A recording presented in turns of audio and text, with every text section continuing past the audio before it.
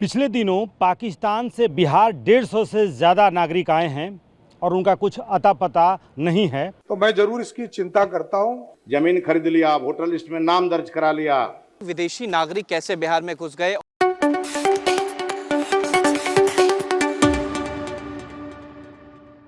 नौ फरवरी 2026 को बिहार विधानसभा के अंदर एक अतरंगी से सवाल किया गया और वो सवाल सिर्फ बिहार विधानसभा के अंदर नहीं सीमित रहा, वो बाहर गया और बाहर में उसके ऊपर सवाल जवाब किया गया उस व्यक्ति से, उस विधायक से जिन्होंने वो सवाल अंदर किया था। सवाल क्या था? सवाल ये था कि गोपालगंज जिले के अंदर 1990 से लेकर 2015 के बीच में 173 विदेशी नागरिक आए थे घूमने के लिए। उनका क्या हुआ? कहाँ के थे? क्यों आए थे? क्या है उनका स्टेटस है? और उसके ऊपर एक इनहेरेंट सवाल ये था कि कहीं ये जो थे इसमें से ज्यादातर पाकिस्तान के थे, 168 पाकिस्तान के थे, तो कहीं वो लोग कुछ गलत काम करने तो बिहार में नहीं आए थे। ये मैटर बहुत ही गंभीर विषय है, क्योंकि लोग धार्मिक यात्रा पे आते हैं और आकर के और भारत की नागरिकता ले लेते हैं। तो माननीय मंत्री जी ने जो जवाब दिया है उसमें इन्होंने ये स्वीकार किया है कि 1990 से 2015 के बीच 173 विदेशी नागरिक गोपालगंज आए थे। वो धार्मिक यात्रा पर आए थे। हमारे यहाँ थावे मंदिर के अलावा कोई धार्मिक स्थान है नहीं। बहुत ऐसे लोग दिख रहे हैं आजकल जो अगल बगल के लोगों से पूछा जाता है तो लोग कहते हैं कि ये कब आए, या कि इन्होंने बहुत आलीशान घर बना लिया, जमीन खरीद लिया, वोटर लिस्ट में नाम दर्ज करा लिया, SIR में भी नहीं पकड़े गए। तो माननीय अध्यक्ष महोदय, मैं माननीय मंत्री जी से जानना ये चाहूँगा कि क्या विभाग के पास इसका डॉक्यूमेंट है क्या कि किस देश से कौन आया, और आया तो उसकी फोटोग्राफी हुई कि नहीं? जब वो गए तो पुलिस थाना में तो उनकी सूचना दर्ज हुई, लेकिन क्या इमिग्रेशन ऑफिस से उसका सत्यापन कराएगा कि नहीं? बस माननीय मंत्री जी से मुझे इसी की जानकारी। माननीय मंत्री।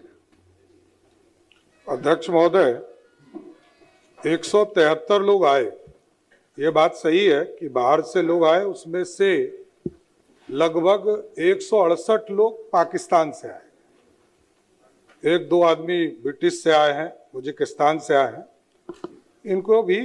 लेकिन जो माननीय सदस्य की चिंता है कि उसके आड़ में कोई आपराधिक घटना तो नहीं हुई, या कोई आज यदि एक तरह से वहां पर समृद्ध हुआ है तो उसके माध्यम से तो नहीं हुआ। तो मैं जरूर इसकी चिंता करता हूं। सरकार इस पर एक बार दिखवा लेगी, जांच भी करा लेगी। क्या इससे कोई दूसरा कार्य तो नहीं हो रहा है?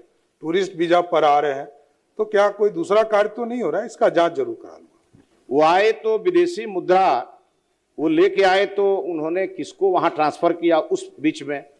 आखिर उन्होंने पैसे किसको दिए? उनका कोई रिश्तेदार जिसने उसको टूरिस्ट वीजा के लिए यहाँ से उनको आमंत्रित किया, उसकी जांच होनी चाहिए। तो कुल मिलाकर के गोपालगंज में ऐसे काफी लोग दिख रहे हैं जिनका कोई अता पता नहीं था 90 के पहले, लेकिन वो आज कर आकर के घर बना लिए, नागरिकता ले लिए, और वो वहाँ कई प्रकार के कार्य में व्यस्त रहते हैं। इसलिए मैं माननीय मंत्री जी से आग्रह करूंगा कि इस विषय की गंभीरता को देखते हुए और बिहार और देश की सुरक्षा को ध्यान में रखते हुए इस मामले को थोड़ा और गंभीरता से दिखाएं। बहुत बहुत धन्यवाद। लेकिन उस सवाल जवाब के बीच में दो तीन चीजें हैं जिसको गौर करने की जरूरत है।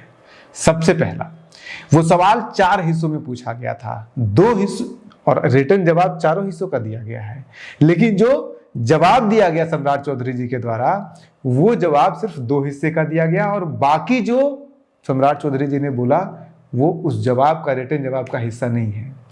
दूसरा इंपॉर्टेंट पॉइंट ये है कि जब जो भी जवाब होता है मंत्री जी को दिया जाता है मंत्री के तरफ से या जिलाधिकारी की तरफ से, वो अगर मंत्री जी को दे दिया गया है 9 तारीख के सुबह में ही, तो फिर वो विधान परिषद के या फिर विधानसभा के वेबसाइट पे सुबह में ही क्यों नहीं अपलोड किया जाता है?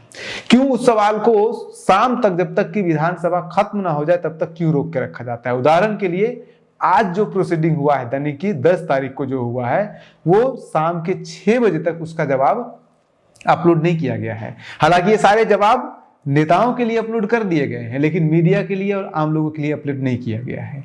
क्यों?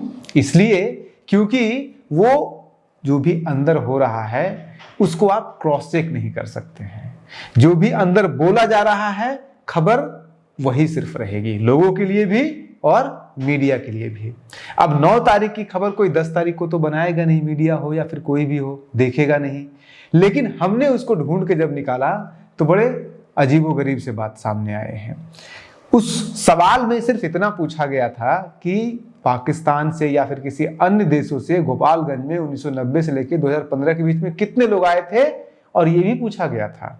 उस पर जवाब मिल गया कि 168 लोग उसमें से पाकिस्तान के आए थे, और एक रूस से आए थे, उज्बेकिस्तान से आए थे, 173 लोग आए थे। लेकिन तीसरे नंबर का सवाल पूछा जो गया है कि क्या यह बात सही है कि उक्त अवधि में गोपालगंज धार्मिक यात्रा पर पहुंचे विदेशी नागरिकों के स्वदेश वापस जाने की सूचना जिला प्रशासन के पास उपलब्ध नहीं है। यह सवाल किया जाता है। लेकिन जब हाउस में यानी कि विधानसभा में जब सवाल जवाब चल रहा होता है तो ये सवाल कहीं नहीं दिखता है, और इसका जवाब रिटर्न में लिखा हुआ है। जवाब यह है कि विदेशी नागरिकों के स्वदेश वापस जाने की सूचना उपलब्ध है। यानी कि अब अगर ये जवाब नहीं दे रहे हैं, आप लोगों को नहीं बता रहे हैं, मीडिया को नहीं बता रहे हैं कि 173 लोग जो आए थे वापस जा चुके हैं, जो कि लोकल डिस्ट्रिक्ट एडमिनिस्ट्रेशन ये रिपोर्ट दे रहा है कि जा चुके हैं, और हाउस में आप नहीं बता रहे हैं, तो मीडिया के लिए आप ओपन छोड़ दे रहे हैं कि फिर उस 173 लोगों का क्या हुआ, उसके ऊपर रिपोर्ट आनी चाहिए। पिछले दिनों पाकिस्तान से बिहार 150 से ज़्यादा नागरिक आए हैं और उनका कुछ अता पता नहीं है, और इसको लेकर के विधानसभा के भीतर ये सवाल भी उठता है। ये जो सवाल पूछते हैं मिथिलेश तिवारी, वो ये कहते भी हैं कि उनको ट्रैक किया जाए। ट्रैक जब किया हुआ है एडमिनिस्ट्रेशन ने और ट्रैक करके जवाब दे दिया गया है रिटर्न में, तो फिर उसको हाउस का प्रोसीडिंग में क्यों नहीं पूछा जाता है। उल्टा और सम्राट चौधरी से कहते हैं हाँ इसकी जांच करने की जरूरत है, जांच किया जाएगा। इसके बाद चौथा नंबर आप देखिए, चौथा जो नंबर सवाल पूछा गया है रिटर्न वाले में, उसमें है यदि खंड 1, 2, 3 के उत्तर स्वीकारात्मक हैं तो क्या सरकार इसकी उच्च स्तरीय जांच कराकर अवैध विदेशी नागरिकों के विरुद्ध सख्त कार्रवाई करने का विचार रखती है? हाँ तो कब तक, नहीं तो क्यों नहीं। अगर उन 173 नागरिकों के जो विदेशी नागरिक थे वो गोपालगंज आए थे, अगर उनका ट्रेस नहीं किया गया है, उनके बारे में कोई जानकारी नहीं है, तो क्या सरकार ऐसा कुछ करना चाहती है, उनको ट्रेस करना चाहती है, और वो कब तक करना चाहती है? उसके जवाब में एडमिनिस्ट्रेशन की तरफ लिखा हुआ है कि वस्तुस्थिति यह है कि विदेशी नागरिक अपने अपने देश जा चले गए हैं जिसकी सूचना संबंधित पंजियों में दर्ज है। लेकिन ये दोनों जवाब को और ये दोनों सवाल को जब हाउस में पूछा जाता है तो काट दिया जाता है। और ये जो जवाब और सवाल मैं आपको बता रहा हूं कि किस तरह से दो सवाल और जवाब को काट कर दिया गया, नहीं बनाया गया, नहीं बोला गया हाउस के अंदर, वो अभी भी मीडिया के नजर में नहीं होगा। क्यों? क्योंकि सुबह से लेकर शाम तक ये सवाल जवाब जो रिटर्न होता है 6 बजे तक अपलोड नहीं होता है। सारी मीडिया खबर बना चुकी होती है। 9 तारीख का खबर कोई 10 तारीख को देखेगा नहीं, लेकिन 9 तारीख के खबर में अगर आप 10 तारीख को खंगालिएगा तो बहुत सारे ऐसे छुपे हुए राज मिल जाते हैं जो आपको 9 तारीख को नहीं दिखाए गए हैं, जैसे कि इसमें दिख रहा है। उसके ऊपर से अब ये 2-4 सवाल और भी इसके साथ साथ उठाइए कि आखिर ये 173 का जो आंकड़ा है ये एडमिनिस्ट्रेशन के पास आया कहां से? क्योंकि 2019 में एक रिपोर्ट आई है बिहार सरकार की जिसमें कि अलग अलग जिलों में कितने कितने विदेशी नागरिक आए हैं उसके ऊपर रिपोर्ट है, लेकिन वो रिपोर्ट भी उपलब्ध नहीं है। यानी कि पूरा खेल ये है कि सरकार आपसे आंकड़े छुपाएगी और जो मन में आएगा वो सरकार जाकर के सदन के पटल पर, विधानसभा के पटल पर बोल के चली आएगी, बोलेगी, रिपोर्ट होगा 100, बोल के लिख के देगी 50 और बोल के आएगी 25, और जो लोगों तक पहुंचता है वो वही 25 पहुंचता है, बाकी 75 खा लिया जाता है सरकार के द्वारा, सरकार के तंत्र के द्वारा और उसकी व्यवस्था के द्वारा, जिसके अंदर ये सुनिश्चित किया जाता है कि सभी विधायकों को तो रिटर्न रिप्लाई उसी दिन सुबह में ही दे दीजिए, लेकिन आम नागरिक को और मीडिया को आप एक्सेस मत करने दीजिए, क्योंकि मीडिया को एक्सेस होगा तो फिर उसका तिल का ताड़ बनाएंगे, वो सारी सही खबर निकाल लेंगे, वो जो कि नहीं किया जाता है। इसमें एक और सवाल उठता है। सवाल ये उठता है कि जब 2012 में ये प्रोविजन लाया गया था, मिशनरी एक वीजा अलग से किया गया था, जिसमें कि धार्मिक कारणों से लोग अगर आना चाहते हैं तो आ सकते हैं। टूरिस्ट वीजा अलग होता है और मिशनरी वीजा अलग होता है।